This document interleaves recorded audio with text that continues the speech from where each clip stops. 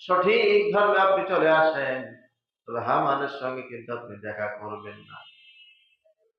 হামান সবচেয়ে বড় জালিম। বিবি আসিয়া বলল, আপনি হামানের সঙ্গে পরামর্শ করবেন না, হামান আপনাকে মুসলমান হতে দেবে না।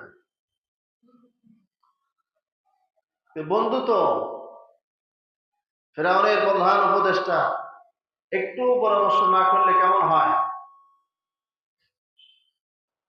ফেরাউন হামানের সঙ্গে পরামর্শ করলেন, হামান আমি তো সিদ্ধান্ত নিয়েছি, আমি আর তোমাদের সঙ্গে থাকবো না, মুসলমান হয়ে যাব।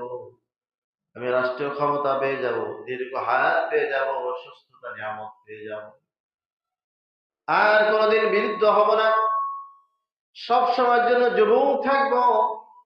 আমি সিদ্ধান্ত নিয়েছি, আমি এখনই চলে যাব মুসার কাছে, যে আমি ধর্ম গ্রহণ করে নেব। হামান বললেন, বাদশাহ, খবরদার খবরদার, কি বললেন আপনি? আপনি মুসলমান হওয়ার আগে এই নাঙ্গা তরবারি নেন, খোলা তরবারি আমি আপনাকে দিচ্ছি, আমার গর্দান কেটে দেন, কারণ আমি বেঁচে থাকতে আপনাকে ইসলাম ধর্ম গ্রহণ করতে দেখতে চাই না। আপনি আমাকে গর্দান থেকে আলাদা করে দেন।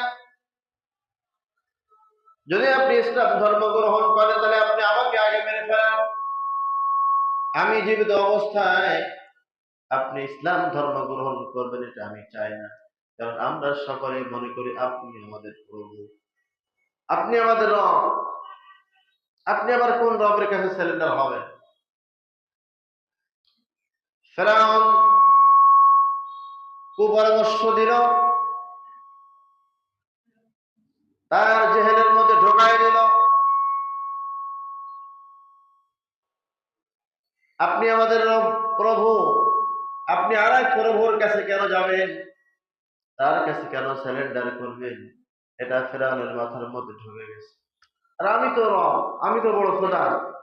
فقال انا ربكم الاعلى, আমি হলাম তো বড় খোদা। এই যে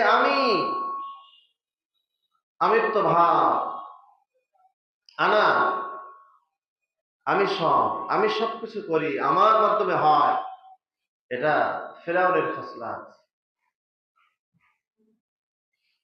বদনসিব, আর মুসা আলাইহিস সালামের সঙ্গে তার সাক্ষাৎ হলো না, আর গ্রহণ করতে পারলেন না হামানের কারণে।